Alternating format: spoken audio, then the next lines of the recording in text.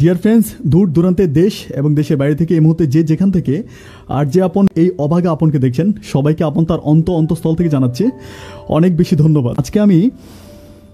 আজকে আমি বিগত দিনগুলোর মতোই কোনো এক হৃদয় বিচরিত গল্প আপনাদের সাথে শেয়ার করব।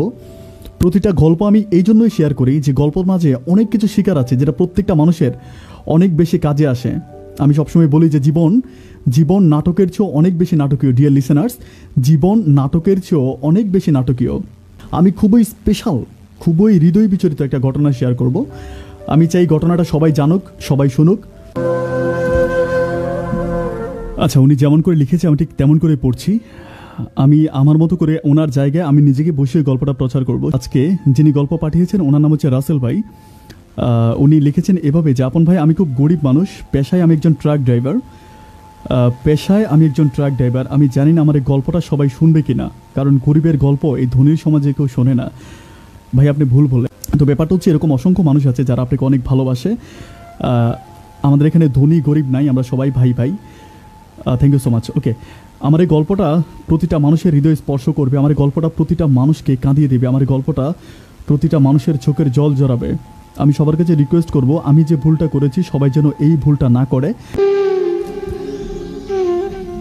গ্রামের কোনো এক গরিব পরিবারে আমার জন্ম হয়েছে। খুব ছোটোবেলা থেকে পড়াশোনা অনেক ভালো ছিলাম, কিন্তু সাংসারিক অভাব অনটনের কারণে আমার পড়াশোনা করা হয়নি। কিন্তু তারপরেও গ্রামের মানুষদের, এলাকার মানুষদের আমি প্রচুর সম্মান করতাম। যখন যেখানে যেভাবেই পেতাম, প্রত্যেকটা মানুষের মুখে আমার প্রশংসা থাকতো, কারণ প্রতিটা মানুষ আমার কাছ থেকে প্রচুর পরিমাণ সম্মান পেত। আমার বাবা একজন দিনমজুর ছিল, আমার মা একজন গৃহিণী ছিল। সংসারে আমার অনেকগুলো ভাই বোন। সব কিছু মিলিয়ে আমাকে ছোট বয়সে কাজ করা শুরু করতে হয়েছে। সো আমি যে মানুষকে নিয়ে আজকে এই লেখাটা লিখেছি, যে মানুষের নামটা আমি প্রচার না করি, নামটা নাই বলি, আমাদের এলাকাতে খুবই নামি দামি একজন মানুষ ছিল। তার বাবা খুবই প্রভাবশালী ব্যক্তি ছিল। ছোটবেলা থেকে তাকে আমি ভীষণ পছন্দ করতাম, ভীষণ ভালোবাসতাম। মানুষটাকে আমার প্রচুর ভালো লাগতো। সব কিছুর পরিশেষে তার হাসি, তার কথা, তার চলন, তার বলন, সেই ছোটবেলা থেকে হাঁটি হাঁটি পাপা করে সে আমার মনের ঘরে জায়গা করে নিয়েছে। প্রচুর ভালোবাসি মানুষটাকে, কিন্তু কখনো বলার সাহস পাইনি। কারণ আমি জানি, আমি যদি বলি আমার কথাটা কেউ বিশ্বাস করবে না। আমি জানি আমার মনের কথাগুলো সে তার মনের ঘরে জায়গা দেবে না। আমি নোংরা একটা মানুষ, আমি গরিব ফ্যামিলির একটা ছেলে। এত ধনীর দুলালির কাছে আমি আমার মনটাকে সঁপে দিতে পারবো না, যার জন্য আমি কোনোদিনও আমার মনের কথাগুলো তাকে বলিনি। ছোটোবেলা থেকে সংসারে হালটা ধরেছি। একটা সময় একজন বড় ভাইয়ের সাথে আমি ট্রাকের হেল্পারিতে কাজ শুরু করি। সেখান থেকে অনেক কষ্ট করে ওই ভাই আমাকে ড্রাইভিং কাজটা শেখায়। একটা সময় আমি ট্রাকের ড্রাইভার হই এবং অনেক টাকা মাসে ইনকাম করি। এই সমাজে হয়তো মানুষ একজন ট্রাক ড্রাইভারকে খুব খারাপভাবে দেখে, কিন্তু একজন ট্রাক ড্রাইভার হিসেবে আমি বলতে পারবো, রাস্তায় এরকম অসংখ্য মানুষকে আমি এত উপকার করেছি যেটা বলে ভাষায় প্রকাশ করতে পারবো না।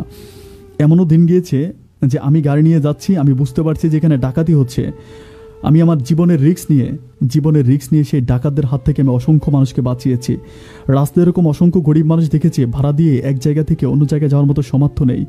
আমি সেই মানুষগুলোকে আমার ট্রাকে বসিয়ে তাদের গন্তব্যে পৌঁছে দিয়েছি। প্রতিটা মানুষকে অনেক বেশি ভালোবেসেছি। জানি না পরিশেষে কেন খোদা আমার জীবনে এত কষ্ট দিয়েছে। যখনই ছুটি পেতাম মাঝে মাঝে বাড়িতে আসতাম। মায়ের কাছে বাড়িতে যাওয়ার আগে সেই মানুষটার বাড়িতে যেতাম। একটা পলক তাকে দেখতাম দূর থেকে, আর মনটা বারবার বলে উঠতো, একটাবার বল না ভালোবাসি। সাহস পাচ্ছিলাম না। এই মানুষটাকে ভালোবাসার মতো কোনো রকম যোগ্যতা আমার নেই। এই মানুষটাকে ভালোবাসার কথা বলার মতো কোনো রকম ক্ষমতা আমার নেই। শুধুমাত্র চোখ থেকে ভালোবেসে যেতে পারবো, যেমন করে আকাশের চাঁদটাকে ভালোবাসি। মাটিতে বসে যেমন আকাশের চাঁদটাকে প্রতিটা মানুষ ভালোবাসে, তেমন করে এই মানুষটাকে আমি আমার মন থেকে অনেক বেশি ভালোবাসি। জানি ভালোবাসার কথা তাকে কখনো বলতে পারবো না। দেখতে দেখতে অনেকগুলো দিন, অনেকগুলো বৎসর, অনেকগুলো মাস কেটে গেল। একটা সময় তারা ঢাকাতে চলে যায় পরিবারবর্গ নিয়ে। তার বাবা একটা ভালো চাকরি করে, ঢাকাতে তারা অনেক ভালো থাকে। আমার সাথে কোনো যোগাযোগ হয় না। বেশ কয়েক বছর পর যখন সে গ্রামে আসে, আমি তাকে দেখতে পাই। আমার কাছে মনে হচ্ছিল তাকে একটাবার বুকে জড়িয়ে ধরে ভালোবাসার কথা বলি। মনে হচ্ছিল চিৎকার করে বলি যে আমি তোমাকে অনেক বেশি ভালোবাসি, আমার মনের রাজ্যের রাজকুমারী বানাই তোমাকে রাখতে চাই। কিন্তু তখনও তো আমি একজন ট্রাক ড্রাইভার। একজন ট্রাক ড্রাইভারকে কে বা ভালোবাসে বলেন?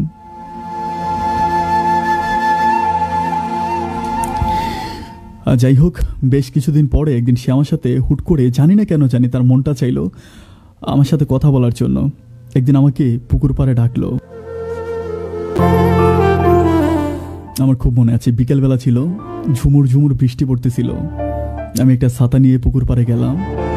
ও একটা ছাতা নিয়ে পুকুর পাড়ে দাঁড়িয়ে আছে। তার মুখের দিকে তাকালাম, মনে হলো যেন আসমান থেকে একটা পরী নেমে আসছে।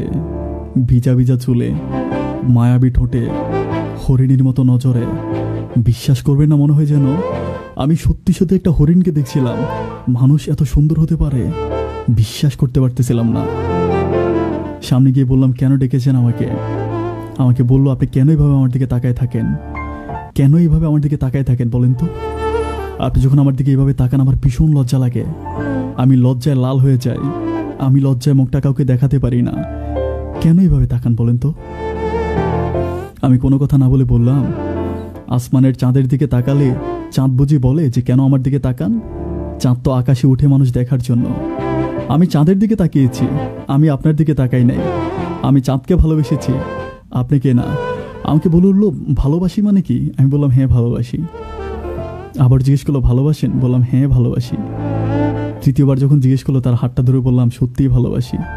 এত বেশি ভালোবাসি যেটা প্রকাশ করতে পারবো না। আল্লাহর অশেষ খেলা, আল্লাহর অশেষ কৃপায়, আল্লাহর অশেষ রহমতে মানুষটা রাজি হয়ে গেল। আমি বিশ্বাস করতে পারতেছিলাম না যে মানুষটাকে আমি এতদিন ধরে স্বপ্ন দেখছি, যাকে নিয়ে প্রতিটা দিন কাটানোর স্বপ্ন আমার মাঝে কাজ করে, যে মানুষটাকে আমি এত বেশি ভালোবাসি, সেই মানুষটা আমার ভালোবাসার ঘরে বসত করার জন্য জায়গা খুঁজছে। কোনোভাবেই নিজেকে বিশ্বাস করতে পারছি না। তারপরেও সেও যখন আমাকে ভালোবাসি বলল, মনে হলো আসমান থেকে একজোড়া কবুতর যেন এই বৃষ্টির দিনে পুকুর পাড়ে নেমে এলো। কোনো কথা না বলে তার মুখের দিকে অপলক নয়নে তাকিয়ে আছি। একটা সময় তার হাতটা ধরে বললাম, আমি যে দিনের পর দিন, রাতের পর রাত আপনার মুখের দিকে তাকায় থাকতাম, আপনি বুঝতেন না যে আপনাকে ভালোবাসি? আমি না হয় মুখে বলতাম না, আমার নয়ন জোড়া কি কখনো বলেনি আমি আপনাকে ভালোবাসি? এত কিছু বুঝেন, আমার মনটা বুঝলেন না। সবশেষে সে আমার ভালোবাসা রাজি হলো। আমাদের দিনটা অনেক ভালোই যাচ্ছিল। হাঁটি হাঁটি পাপা করে আমাদের সম্পর্কটা সামনের দিকে যাচ্ছিল। একদিন সে আমাকে বলে ঢাকাতে যাওয়ার জন্য, কারণ সে যেহেতু ঢাকাতে থাকতো, আমাকে ঢাকাতে যেতে বলে। আমি ঢাকাতে যাই, আমার সাথে সারাটা দিন কাটাই কোনো পার্কের পাড়ে, পুকুর, তার পছন্দের জায়গাগুলোতে আমাকে নিয়ে অনেক ঘোরাঘুরি করে, অনেক মজার সময় সে কাটায়। আমারও ভীষণ ভালো লাগে। পেশায় ছিলাম একজন ট্রাক ড্রাইভার। দূর দূরান্তে দেশের বাইরে থেকে শুধুমাত্র মানুষকে নিয়ে যেতাম। মালবাহী একটা ট্রাক নিয়ে ঘুরতাম।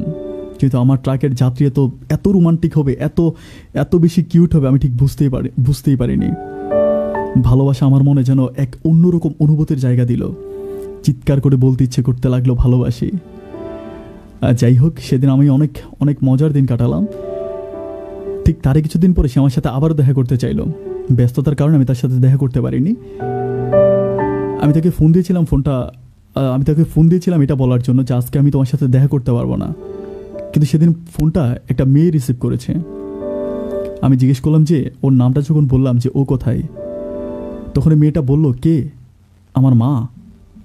আমি বললাম, তোমার মা মানে? আমাকে বলে, আপনি যে মহিলার নাম বলতেছেন সে তো আমারই মা।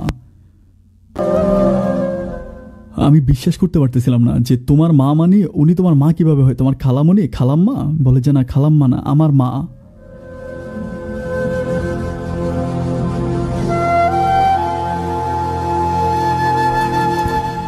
চোখের কোণে চোখের পানিগুলো টলমল করতে শুরু হলো। বিশ্বাস করতে পারতেছিলাম না আমি এটা কি শুনলাম। যে মানুষটাকে ছোটবেলা থেকে পছন্দ করে আসছি, যার হাতটা ধরে চিৎকার করে ভালোবাসি বলেছি, আমার এই ভালোবাসার মানুষটা অন্য কারো বউ আর তার মেয়ে ফোনটা রিসিভ করেছে। কোনোভাবেই মনটা বোঝাতে পারছি না। বেশ কিছুক্ষণ পরে সে ফোনটা এসে ধরলো। ধরার পরে জিজ্ঞেস করলাম, ফোনটা কে রিসিভ করেছিল? কোনো কথা বলে না। আমি তাকে আবারও রিপিট করলাম যে ফোনটা কে রিসিভ করেছিল আমাকে বলো।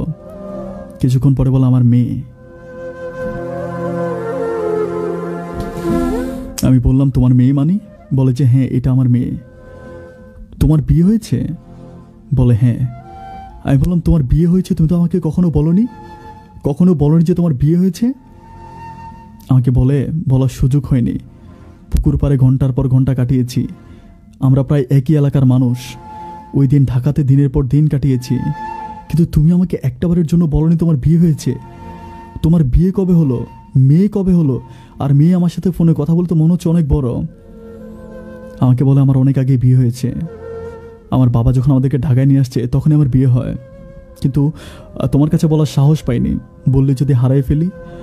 আমিও ছোটবেলা থেকে তোমাকে ভীষণ পছন্দ করতাম, কিন্তু পছন্দের কথাটা কখনো বলতে পারিনি।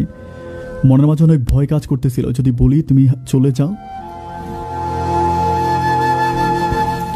টপ টপ করে চোখের পানিগুলো পড়তেছিল, মনটাকে কোনোভাবেই বুঝাইতে পারতেছিলাম না। আমার সাথে এত বড় প্রতারণা, আমার সাথে এত বড় বেইমানি। তারপর জিজ্ঞেস করলাম যে তুমি তো বিবাহিতা, তোমার মেয়ে আছে, আমাকে যে স্বপ্ন দেখিয়েছো আমাকে বিয়ে করবে, আমার সাথে দিনের পর দিন কাটাবে, আমার সাথে থাকবে, আমাকে যে ছোটো ছোটো স্বপ্নগুলো দেখিয়েছিল এগুলোর কি হবে? আমাকে বলে আমি তোমাকে একটা কথাও মিথ্যে বলিনি। আমি বললাম মিথ্যে বলনি মানে? বলে হ্যাঁ একটা কথাও মিথ্যে বলিনি। আমি বললাম তোমার মেয়ে আছে, তোমার স্বামী আছে, তাহলে তুমি আমাকে বিয়ে কিভাবে করবে? কারণ তোমার তো প্রথম প্রতিশ্রুতি ছিল যে তুমি আমাকে বিয়ে করবে। যাই হোক, এরপর আমাকে বলল যে ওর স্বামী নেই, স্বামীর সাথে ডিভোর্স হয়ে গেছে আজকে অনেক বছর, ও একাই থাকে। আমি আসলে গ্রামে খুব একটা থাকতাম না, গ্রামের মানুষের সাথে আমার সম্পর্ক খুব ভালো না। ঢাকা থেকে চিটং, চিটং থেকে কক্সবাজার, কক্সবাজার থেকে টেকনাফ, আর টেকনাফ থেকে তেঁতুলিয়া, এভাবে আমার দিনগুলো কাটতো। টাক ভর্তি মাল নিয়ে আমি মাইলের পর মাইল আমি ঘুরে বেড়াতাম, কিন্তু কোনোদিন আমি বুঝতে পারিনি যে মানুষটার বিয়ে হয়েছে। যাই হোক, মাঝে একটা সম্পর্ক সৃষ্টি হয়েছে। আমি গরিব মানুষ, তারপর যে আমাকে ভালোবেসেছে এটা আমার অনেক বড় পাওয়া। রাগ করে কয়টা দিন তার সাথে কথা বলি না। আমাকে একদিন বলে তুমি কি আমার সাথে একটু দেখা করবা? আমি বললাম যে না, আমি দেখা করব না। রিকোয়েস্টের মাত্রাটা অনেক বেশি ছিল, খুব বেশি রিকোয়েস্ট করেছে যে একটা বার আমার সাথে দেখা করো প্লিজ, হাত জোর করে মিনতি করছি। আমি বললাম ঠিক আছে দেখা করব, কিন্তু কেন? বলে একটা বার দেখা করে আমি কিছু কথা বলতে চাই, যে কথাগুলো ফোনে বলা যাবে না। তার কথায় রাজি হয়ে, দিনটা ছিল শুক্রবার, আমি টিপ নিয়ে কক্সবাজার থেকে ঢাকা এসেছিলাম। সারা রাত না ঘুমিয়েছিলাম, তারপরও সকালবেলা ঘুম ঘুম চোখ নিয়ে তার সাথে দেখা করতে গেলাম। কাঁধে একটা মাফলার ছিল। সেদিন ঢাকার রাজপথে আমি লুঙ্গি পরে বের হয়েছি, একটা গেঞ্জি, একটা লুঙ্গি আর একটা গামছা কাঁধে। তার কাছে গেলাম, একটু কাছে যাওয়ার পর একটা ছোট মেয়ে আমার সামনে এলো। আমাকে বলে কি নাম আপনার? আমি জিজ্ঞেস করলাম আপনি আমার নাম জিজ্ঞেস করছো মা, তুমি আমাকে চিনো? পরে বলে হ্যাঁ, আম্মুর ফোনে আপনার ছবি দেখেছি। আমি তখন বললাম তোমার আম্মুর ফোনে আমার ছবি দেখেছো মানে কে তুমি? পরে বলে আপনি যার সাথে দেখা করতে আসছেন আমি সে। আমি বললাম আমি তো তোমার সাথে দেখা করতে আসিনি, আমি তো তোমার মায়ের সাথে দেখা করতে আসছি। আমাকে বলে ইস, আমার মাকে দেখবেন আমাকে দেখবেন না? এই তো আমি, দেখেন আসেন আমার মায়ের কাছে নিয়ে যাচ্ছি। আমার হাতটা ধরে তার মায়ের কাছে নিয়ে গেল। মায়ের কাছে গিয়ে বললো মা বলেন না চাচ্চুকে আমাকে কোলে নেওয়ার জন্য। আমি মেয়েটাকে কোলে জড়িয়ে ধরলাম, কপালে যখন একটা চুমু দিলাম, ছোট মেয়েটার চোখ থেকে টপ টপ করে পানি পড়ছে। বললাম মামুনি তুমি কাঁদছো কেন? কোনো কথা বলে না। আমি আবার বললাম মামুনি তুমি কেন কাঁদছো আমাকে বলো। বলে আমার আব্বু আমাকে এরকম করে কোলে নিয়ে চুমু দিত। আজ কতটা বছর হয়ে গেল বাবাকে দেখতে পাই না, বাবা একটা বড় কাছে আসে না। বাবা কোথায় হারিয়ে গেল চাচ্ছু? তুমি আমাকে আদর করো, তুমি আমাকে চুমো দাও, আমাকে লক্ষ্মী বলো, আমার বাবা কি শুনতে পায় না? ও চাচ্ছু বলো না আমার বাবাকে একটাবার আমার কাছে এনে দিবা। মেয়েটার কান্নায় যেন আসমানটা ভেঙে পড়ছিল। আমার বুকের ভিতর জমে থাকা সমস্ত পাথরগুলো একটু একটু করে গলতে শুরু হলো। মেয়েটাকে যখন বুকে জড়িয়ে ধরলাম মনে হলো যেন শান্তির একটা স্পর্শ আমি আমার বুকে পাচ্ছি। আর একটা চুমু দিয়ে বললাম মাগো কে বলেছে তোমার বাবা নেই? এই তো আমি তোমার বাবা, তুমি আমাকে বাবা বলে ডাকো। মেয়েটা আমাকে আব্বু বলে বুকে জড়িয়ে ধরে হাউ মাউ করে কাঁদতে লাগলো।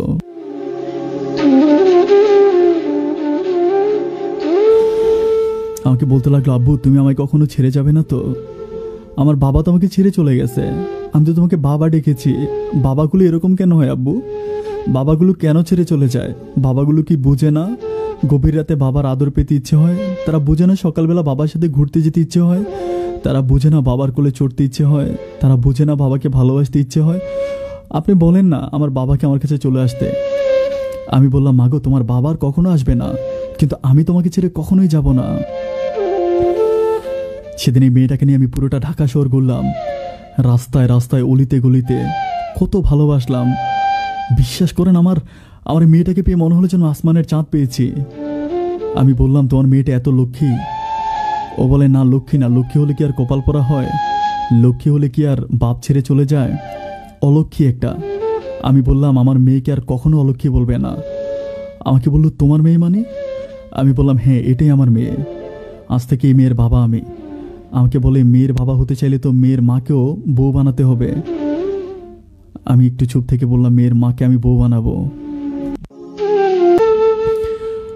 আমার এলাকাতে ফোন দিয়ে মাকে, আমার বাবাকে, সবাইকে ব্যাপারটা জানালাম। সবাই ভীষণ খুশি হলো এবং পারিবারিকভাবে আমাদের বিয়ে হলো। আমি এত খুশি, বিশ্বাস করেন, ওর আগে বিয়ে হয়েছে, ওর একটা মেয়ে আছে। এটা শুনে যেন আমার মনে খুশি আরও বেড়ে গেল। আমি একটা মেয়ে পেলাম যে আমার কলিজার টুকরা, আমাকে বাবা বাবা বলে আমাকে জান দিয়ে ফেলে, আমাকে প্রচুর ভালোবাসে। আমি একটা ছোট্ট ভালোবাসার নির্বাদী, একটা ছোট্ট ভালোবাসার গর্বাদী। আমি, আমার বউ আর আমার একটা মেয়ে। আমাদের দিনগুলো অনেক ভালোই যাচ্ছিল, হাঁটি হাঁটি পাপা করে আমাদের সময়গুলো কাটছিল। আমরা দুজন দুজনকে এত ভালোবাসি, আমরা দুজন দুজনকে এত এতভাবে একজন আরেকজনকে চাই। আমার ভালোবাসার কাছে যেন স্বয়ং সৃষ্টিকর্তা এই খুশিতে অর্থহারা। আমাদের গভীর ভালোবাসা দেখে অনেকে হিংসে করত, অনেকে জেলার্স ফিল করত, অনেকে আমাদের বাসায় এসে বলতো, এত ভালোবাসা শেখার জন্য তোমরা একটা কাজ করো, একটা ভালোবাসার স্কুল খুলে দাও, যেখানে মানুষ এসে তোমাদের কাছ থেকে ভালোবাসা শিখবে। তোমরা তা মানুষ না, এক একটা ভালোবাসার শিক্ষক আর শিক্ষিকা। কত ন্যাকামি কথা মানুষ আমাদেরকে বলতো। ঠিক তারই কিছুদিন পরে আমার একটা বন্ধুর সাথে পরিচয় হয়। পরিচয় না, অনেক আগ থেকে তার সাথে আমার পরিচয়। হঠাৎ করে কিছুদিন পর আমাকে ফোন করে, তার ফ্যামিলিতে একটু সমস্যা। সে আমাকে বলে, ভাই আমাকে একটা কাজ দেন। আমি বললাম, কি কাজ? বলে, যে কোনো একটা কাজ দিলেই হবে। তো আমি তাকে অনেক বেশি ভালোবাসতাম, ছোটোবেলা থেকে সম্পর্কটা ছিল। মাঝে অনেকটা দিন তার সাথে আমার যোগাযোগ হয়নি, কিন্তু এরপরও যখন আমার কাছে কাজ চেয়েছে, তাকে আমি কাজ দেব। বললাম, ঠিক আছে, কোনো সমস্যা নেই, তুমি ঢাকাতে চলে আসো, আসলে আমি তোমার কাজের ব্যবস্থা করে দেব। তার 3 দিন পরে মানুষটা ঢাকাতে আসে, আমার বাসায় উঠে। আমরা একই বয়সী মানুষ ছিলাম। আমার বউ তাকে পেয়ে অনেক খুশি, অনেক আনন্দ ফুর্তির মাঝে আমাদের দিনগুলো কাটছিল। আমার বউ ওকে ভাই ডাকে, আমার বউকে বোন ডাকে, কখনো ভাবিও ডাকে নাই। খুব কঠিন ভালোবাসা ওদের মাঝে ছিল, ভাই বোনের মতো। আর আমিও যেন এদেরকে পেয়ে অনেক খুশি। কথায় আছে না, যখন 12টা বাজে তখন ঘড়ির কাঁটা, মিনিটের কাঁটা সব উপরে থাকে, আর যখন 6টা বাজে তখন ঘড়ি এবং মিনিটের কাঁটা দুটোই নিচে থাকে। জীবনটাই তো জোয়ার বাটা, দিন আসলে রাত হয়, আর রাত শেষে দিন হয়। আমার জীবনেও একটা দিন বিকাল নেমে এলো, আমার জীবনেও একটা দিন সন্ধ্যা নেমে এলো, আমার জীবনেও একটা দিন গভীর রাত নেমে এলো। যে মানুষটাকে আমি আমার ঘরে জায়গা দিয়েছি, যে মানুষটাকে আমি এত ভালোবেসেছি, যে মানুষটাকে ঘরে রেখে আমি বাইরে চলে যেতাম, যে মানুষটাকে আমি আমার ভাইয়ের মতো আদরে স্পর্শ করতাম, যে মানুষটাকে আমার বোন তার ভাই বলে সম্বোধন করত, সেই মানুষটা একদিন আমার কলিজে আঘাত দিয়ে চলে গেল।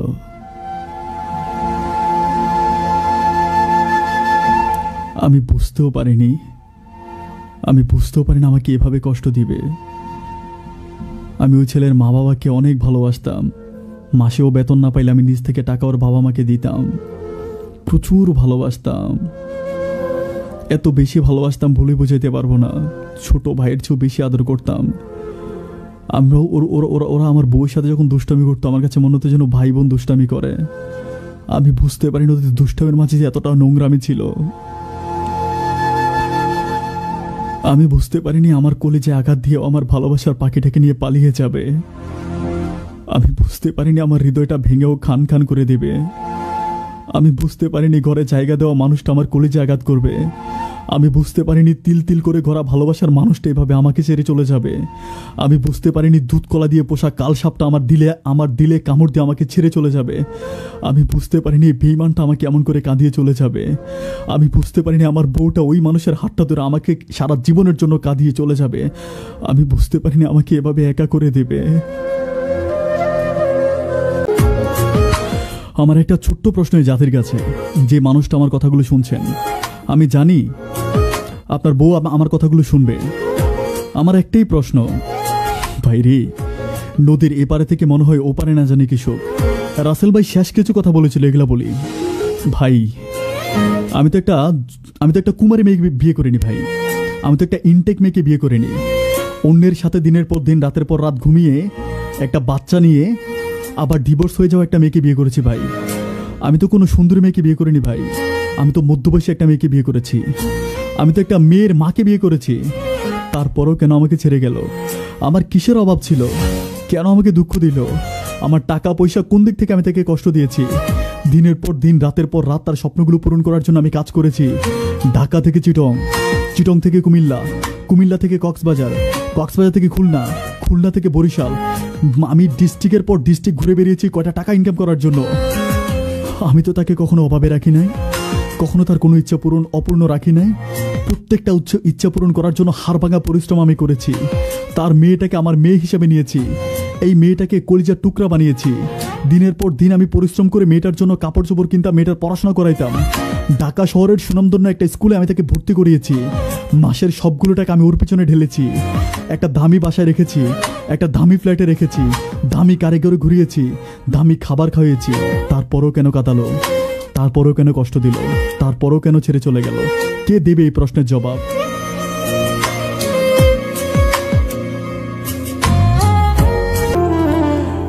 একটা কথা বলি, আমার মায়ে বলতো কুকুরের ল্যাজ যদি 100 বৎসরও আপনি চুঙ্গার ভিতরে ঢুকায় রাখেন, ছাইরা দিলে এটা বাঁকা বাঁকায় থাকবে।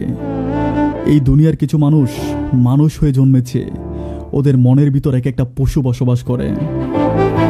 আমাকে অনেকে বলে, আপন ভাই আপনি যে কথাগুলো বলেন এই জানোয়ারগুলো শোনে না? আরে ভাই, কুলফু আল্লাহ সূরা পড়লে শয়তান পালায়। শয়তান কি দাঁড়ায় কুলফু আল্লাহ সূরা শোনে না। আমার এই কথাগুলো এই জানোয়ারগুলো শোনে না। আমার এই ভিডিওগুলো যখন তাদের সামনে পড়ে তখন তারা স্কিপ করে, তারা ছেড়ে চলে যায়। আমার এই কথাগুলো তারা শুনবে না, কারণ এই কথাগুলো প্রত্যেকটা তাদের হৃদয়ে গাঁথবে। চোরে না শুনে ধর্মের কাহিনী।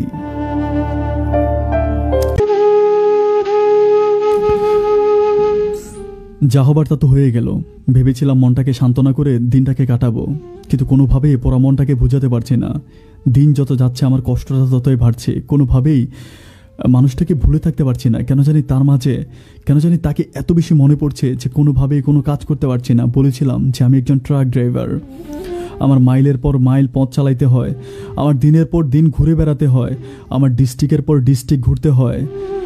তারপরেও প্রতিটা সময় আমি আমার বউটাকে এত মিস করি, কোনোভাবেই মন থেকে তাকে সরাইতে পারি না। এত কষ্ট বুকে নিয়ে কি আর ড্রাইভিং করা যায়? যা হয় আর কি।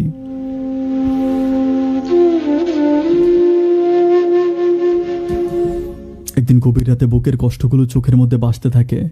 একদিন গভীর রাতে বুকের কষ্টগুলো চোখের পানিতে ঝরতে থাকে। একদিন গভীর রাতে বুকটা অনেক ভারী হয়ে যায়। তখন আমি ড্রাইভিংয়ের সিটে বসে আছি। আমি তখনও গাড়িটা চালাচ্ছি, কিন্তু জানি না আমার গাড়িটা কোথায় যাচ্ছে। আমি জানি না আমার গাড়িটা কত দূর যাবে। বিশ্বাস করবেন না, একটু দূর যাওয়ার পর আমি অ্যাক্সিডেন্ট করি। আজকে আমি পঙ্গু, আমার পা নেই। এই সমাজ কি বলবে আমাকে? এই সমাজ এর দায় কে নেবে? কে নেবে এর দায়? এই জাতির কাছে আমার একটাই প্রশ্ন, আমার দোষটা কোথায় ছিল? আমার অন্যায়টা কোথায় ছিল? আমি তো আজকে নিঃস্ব। আমার মন ভেঙেছে, আমার পা দুটো কেড়ে নিয়েছে। আজ মানুষ আমাকে প্রতিবন্ধী বলে।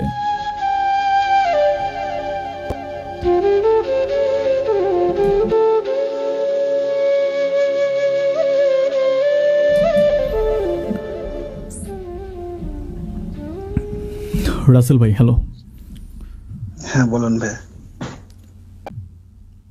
কিছু বলার নাই রাসেল ভাই, আমি আপনাকে কি সান্ত্বনা দেবো? আমি আপনাকে কি বলবো?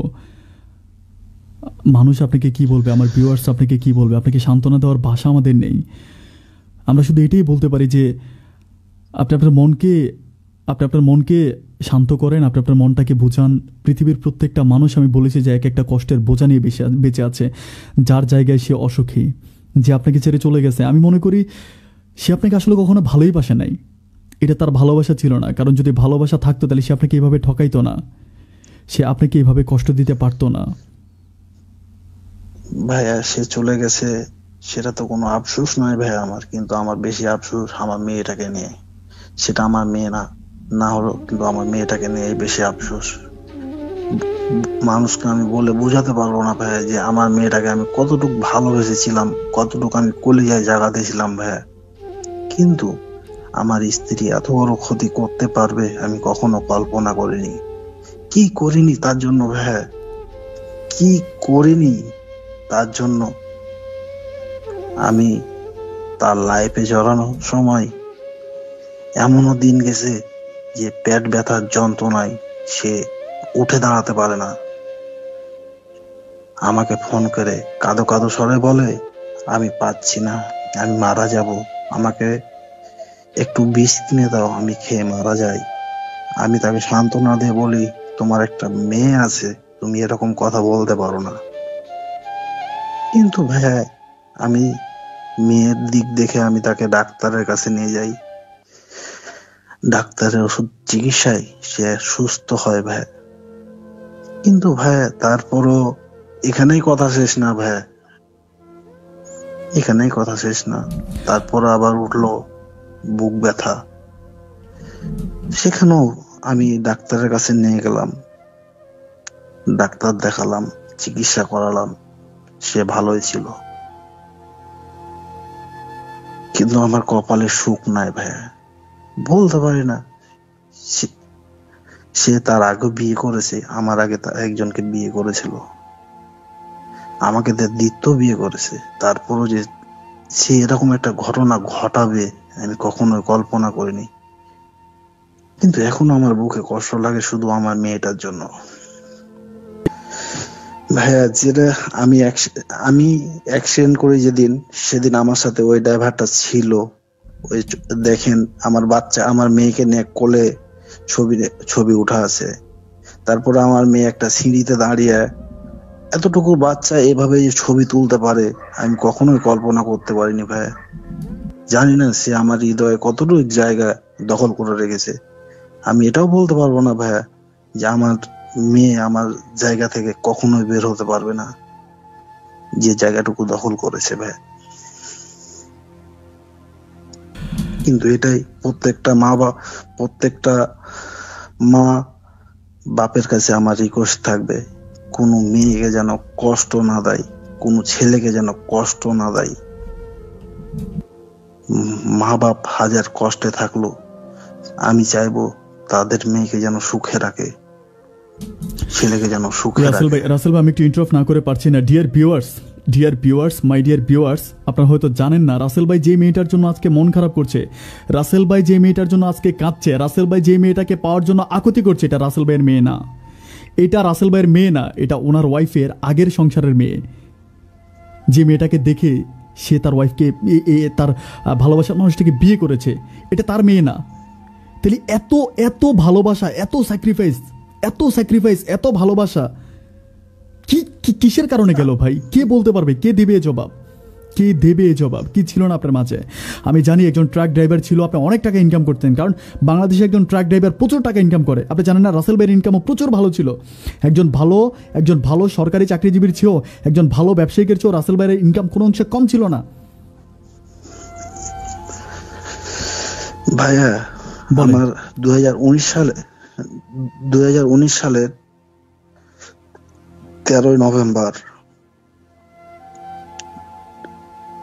13 নভেম্বর আপনার রাত্রি 8টায় যখন আমার স্ত্রী আমার মেয়েকে নিয়ে চলে যায়, তারপর থেকে আমার স্ত্রী যে ছেলের সাথে গেছে তাকেও, কিংবা আমার স্ত্রীকেও, কিংবা আমি আমার ছোট ভাই, আমার স্ত্রীর ছোট ভাই, কি আমার স্ত্রীর ছোট ভাইয়ের স্ত্রীকেও আমি হাত পা ধরেছি যেন আমার স্ত্রী আমার কাছে ঘুরে ফিরে আসে, আমার বুকে যেন ফিরে আসে মেয়েটাকে নিয়ে। এমনকি আমি তার ফ্যামিলিতে ওর মা বাপ এমন কেউ নাই আমার এলাকায় যে তার মা বাপকে বলেনি যে আমাকে যেন ডিভোর্স না দেয়, আমার কাছে যেন ফিরে আসে সে। কিন্তু বলতে পারবো না আমার উপর কোন দুঃখের কারণে সে আমার বন্ধুর কাছে এভাবে গেল। রাসেল ভাই, এ তো সেই বন্ধুটা যাকে আপনি আপনার ঘরে জায়গা দিয়েছিলেন। জি ভাইয়া, সেই বন্ধুটা যাকে আমি আমার নিজের ছোট ভাইয়ের চাইতে বিশ্বাস করেছি, আমার নিজের ছোট ভাইয়ের জায়গাটা আমি তাকে দিয়েছিলাম। কিন্তু আমি কখনো কল্পনা করিনি যে আমার ছোট ভাইয়ের জায়গা থেকে আমাকে এভাবে কাঁদাবে। আপনার ভিডিওটা লাখো মানুষ দেখবে, লাখো মানুষ, কালকে পর্যন্ত লাখ লাখ মানুষ আপনার ভিডিওটা ভিউ হবে, আমি জানি সবাই দেখবে। আমরা কিছুই করতে পারবো না রাসেল ভাই, আমাদের কিছুই করার ক্ষমতা নাই। না পারবো আপনার মেয়েটাকে আপনার কাছে এনে দিতে, না পারবো আপনার বউকে আপনার কাছে এনে দিতে, না পারবো আপনার কোনো উপকার করতে, না পারবো আপনাকে লক্ষ টাকা দিয়ে সহযোগিতা করতে। শুধু এটুকুন পারবো, আল্লাহ তাআলার কাছে হাত তুলে দোয়া করতে পারবো যাতে আপনার বাকি জীবনটা সুখের হয়। আর আমি আপনার ভাইয়ের মতো ভাই হিসেবে রিকোয়েস্ট করব যে ভাই, যেটা হয়ে গেছে এটা মনে করে আপনি যতটা কষ্ট পাবেন, এতে ওই বেঈমানটা ততটাই সুখী হবে।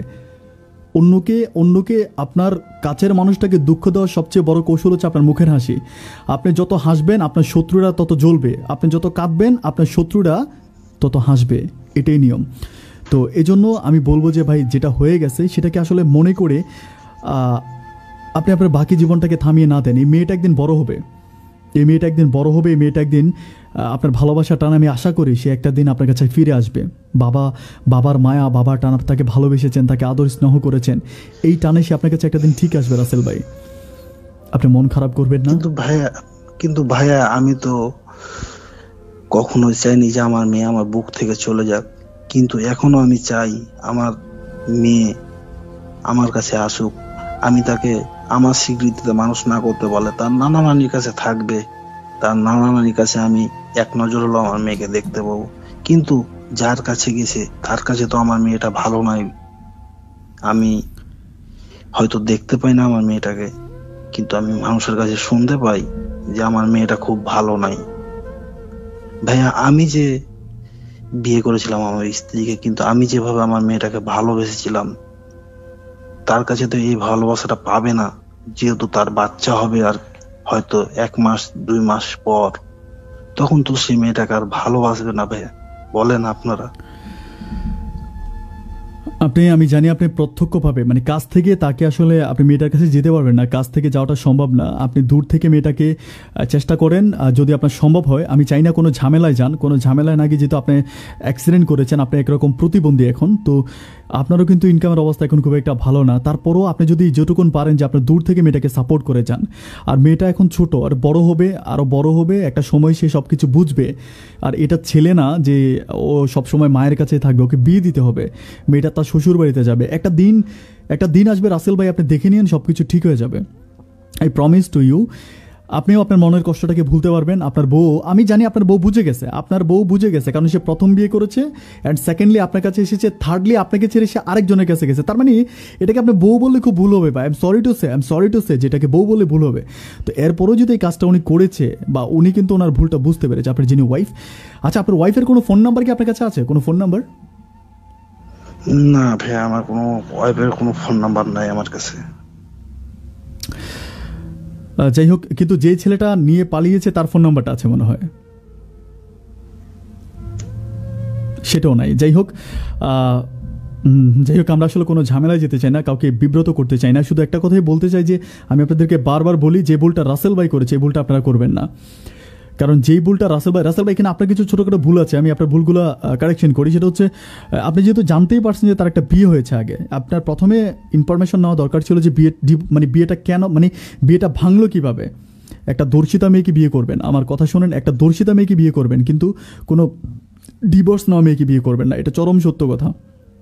সে যেহেতু একটা মানুষকে কষ্ট দিতে পারছে, সে আপনাকেও দিতে পারবে, এটাই জগতের নিয়ম। সে যেহেতু একটা মানুষকে কাঁদিয়ে আসতে পারছে, সে আপনাকেও কাঁদাতে পারবে। তো যাই হোক রাসেল ভাই, আমি আপনার জন্য দোয়া করি, আল্লাহ আপনাকে অনেক ভালো রাখুক। আমার ইমো নাম্বার আপনার কাছে আছে, আপনি আমাকে ফোন করবেন, মাঝে মাঝে কথা হবে, আপনার মেয়ের জন্য দোয়া হবে। রাসেল ভাই, অনেক ভালোবাসা আপনার জন্য, আল্লাহ আপনাকে অনেক ভালো রাখুক, আমি আপনার জন্য দোয়া করি।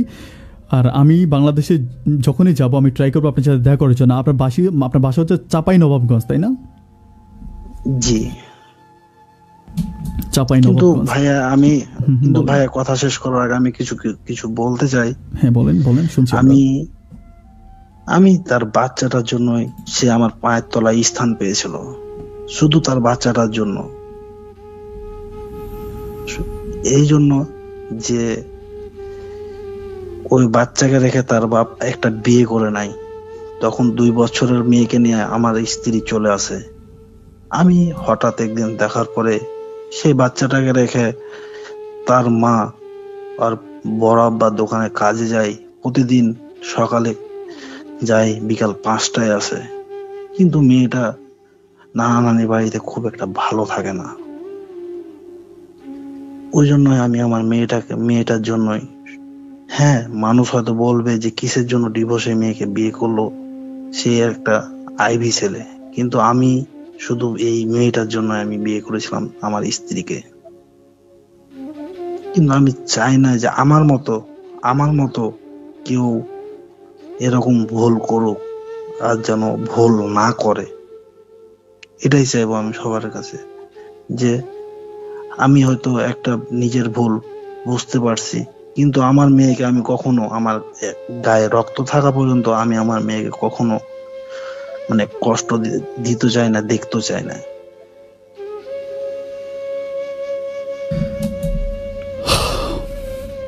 আপনার কথা শুনে আমার বুকটা অনেক ভারী হয়ে গেল ভাই, আমার বুকটা অনেক ভারী হয়ে গেল। আমি ঠিক কথা বলতে পারছি না। আপনি কত ফেরেস্তার মতো একটা মানুষ, আপনি একটা আবার নিজেকে নিজে প্রশ্ন করেন, ফেরেস্তার মতো একটা মানুষ আপনি ভাই। আপনাকে যিনি কষ্ট দিয়েছে, যিনি আপনার চোখের জল জড়িয়েছে, যিনি আপনাকে পঙ্গু বানিয়ে দিয়েছে, যিনি আপনাকে আজকে নিঃস্ব করে চলে গেছে, সেই মানুষটা সুখে নাই, সেটা আপনিও জানেন, আমিও জানি। বলেন তো রাসেল ভাই, বলেন তো। আপনি তো বলেন না আপনার ওয়াইফের কথা। আপনার ওয়াইফ সুখে আছে না দুঃখে আছে বলেন, একটা আবার বলেন। আপনার ওয়াইফ সুখে আছে না দুঃখে আছে বলেন। জানি না ভাইয়া সে কিভাবে আছে, কিন্তু আমার চাইতে খুব একটা সুখে নাই। সেটাই বলছিলাম, আপনি তো সুখে সে থাকতে পারবে না তো। নদীর এপারে থেকে মনে হয় ওপারে না জানি কি সুখ, যখন চায় তখন বুঝে। আমার এটাই লাস্ট রিকোয়েস্ট, আমার মতো কেউ যেন ভুল না করে। আর যদি কেউ ভুল করে থাকেও বলবো যে ভুলের সংশোধন করতে, কিন্তু তাদের ছেলে মেয়েকে যেন কখনো কষ্ট না দেয়। হয়তো তাদের ছেলে মেয়েকে কষ্ট দিলে আমার মতো এরকম একটা অসহায় পঙ্গু বাবা কষ্ট পাবে।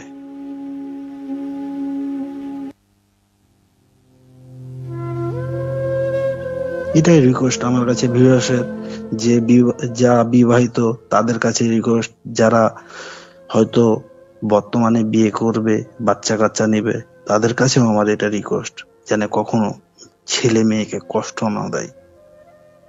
এটাই বলবো শুধু ভাই আমি। রাসেল ভাই অনেক ভালো থাকবেন, আপনার জন্য শুভকামনা। আল্লাহ তাআলা আপনাকে অনেক বেশি ভালো রাখুক, আপনার দিনগুলো সুখের হোক। যতটুকু কষ্ট পেয়েছেন আল্লাহ যেন আমি হ্যাঁ বলেন। কিন্তু ভাইয়া আমি আমার যে এক পা শেষ হয়ে গেছে, তারপর আমি আল্লাহর কাছে কখনো আফসোস করি না যে আল্লাহ আমার এত বড় ক্ষতি করলা।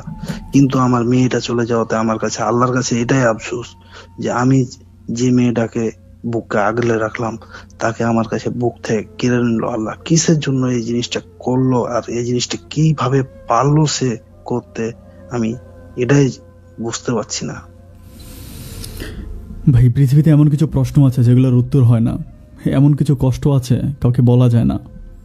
এই কষ্টটা এমনই একটা কষ্ট, আপনি কারো কাছে বলতে পারবেন না। আপনার দুঃখটা বললে দুঃখটা হালকা হয়, কিন্তু এই দুঃখটাও এমন কোনো দুঃখ মানুষের মনে মাঝে মাঝে চলে আসে যেটা কারো কাছে প্রকাশ করা যায় না।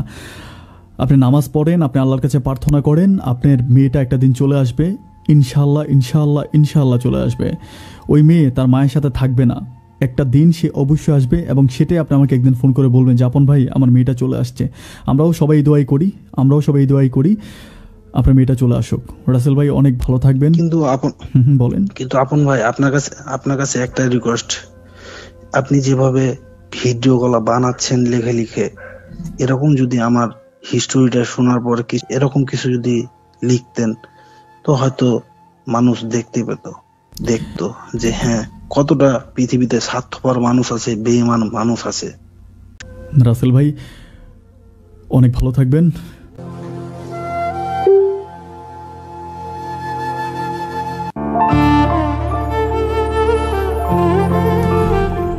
বলেছিলাম যে এমন কিছু প্রশ্ন থাকে যার কোনো উত্তর হয় না। ডিয়ার ভিউয়ার্স, একটা জিনিস বলে রাখি, যারা রাসেল ভাইয়ের মতো দুঃখে আছেন, যদি আপনি মনে করেন যে আপনার এই গল্পটা মানুষ শুনলে উপকৃত হবে, যদি মনে করেন যে আপনার এই গল্পটা আপনি প্রচার করতে চান, যদি আপনি মনে করেন যে আপনার এই গল্পটা শুনলে অন্তত কিছু মানুষ ভুল থেকে বেঁচে যাবে, খারাপ পথ থেকে ফিরে আসবে, তাহলে আপনি গল্পটা আমাকে শোনাতে পারেন। সেটা হচ্ছে ফেসবুক পেজে আপনি আমাকে ইনবক্স করতে পারেন, কিংবা অথবা আপনি সরাসরি ফেজ ইনবক্সে গিয়ে আপনার কথাগুলো আমাকে লিখে পাঠাতে পারেন।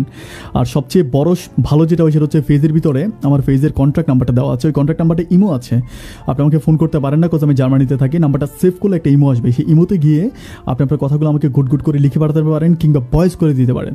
সো নেক্সট কোনো শুতে, নেক্সট কোনো অনুষ্ঠানে আমি আপনার কথা বলার জন্য আসছি। আপনি রেডি তো? আমি রেডি।